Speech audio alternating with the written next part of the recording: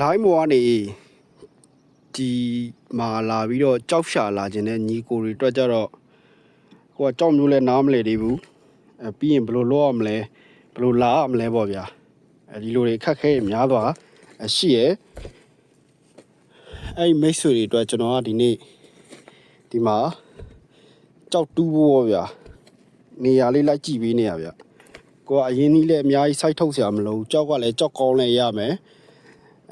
ပြီးရင်အေးစစ်စစ်လဲကျွန်တော်တို့တူးရမယ်ဗျဒါကတော့ကျွန်တော်နေရာလိုက်ကြည့်ပေးနေရပါဗျာဒါအေးစစ်စစ်တူးရုံပဲဒီမှာ